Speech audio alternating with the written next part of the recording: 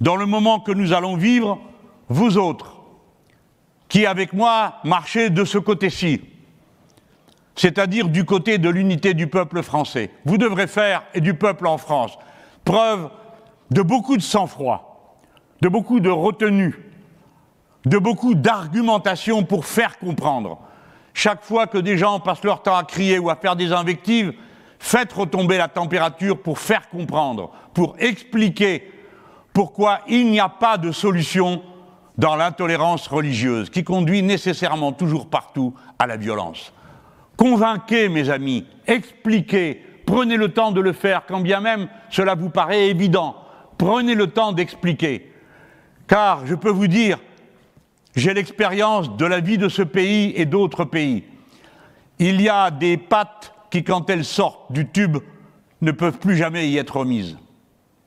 Quand la haine s'installe dans un peuple, d'une fraction contre une autre, y ramener la paix est une tâche disproportionnée qui vous fait regretter tous les mots de fraternité et d'amour que vous n'avez pas prononcés auparavant. Ne laissez pas la France rouler sur cette pente. Rappelez-vous que la liberté de conscience et l'attachement à la protection de l'opinion et du droit à une opinion individuelle sont les biens les plus précieux dont nous disposons et qui fondent la nécessité de la République. La République n'est pas un régime neutre. La République est un régime qui porte un enseignement et une ligne. Ça s'appelle égalité jusqu'au bout, liberté jusqu'au bout, fraternité tout le temps.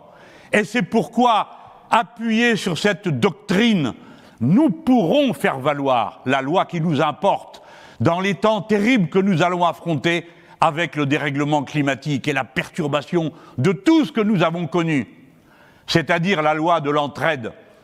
Quand arrive l'heure de l'entraide dans la vallée de la Roya ou ailleurs, on se serre les coudes, on s'entraide, on ne s'occupe pas de la couleur de peau du voisin, on ne s'occupe pas de son genre, on ne s'occupe pas de sa religion, on se porte secours parce qu'on l'a toujours fait et que c'est comme ça que fonctionne l'espèce humaine, sauf quand elle est dénaturée par des relations économiques et sociales brutales et violentes qui éduquent à la violence et à l'égoïsme social.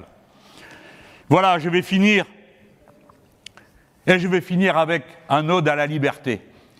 Je l'ai emprunté à un jeune homme. Il s'appelle La Boétie. Il écrit son texte il y a 5 siècles. Alors évidemment, le contexte était différent.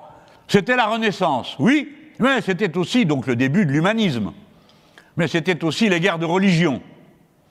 Et c'est dans ce contexte qu'il fait ce plaidoyer pour la liberté et vous invite tous à ne pas accepter d'être asservis et d'y consentir.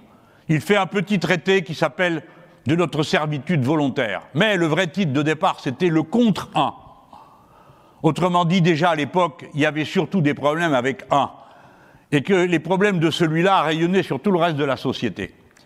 En tout cas, voici le morceau que j'ai décidé de vous lire avant de vous quitter. À vrai dire, il est bien inutile de se demander si la liberté est naturelle. Puisqu'on ne peut tenir quelqu'un en servitude sans lui faire tort. Il n'y a rien au monde de plus contraire à la nature que l'injustice. La liberté est donc naturelle. C'est pourquoi vous autres qui avez manifesté aujourd'hui par milliers et qui avez fait honneur à ce pays, c'est pourquoi, dit La Boétie, à mon avis, nous ne sommes pas seulement nés avec la liberté, mais aussi avec la passion de la défendre. Voilà ce qui conclura cette soirée. Une réalité triste, celle de la vie de la patrie aujourd'hui, a été augmentée de la force de nos inspirations, de nos rêves et de notre espérance pour demain. Vive la République, vive la France.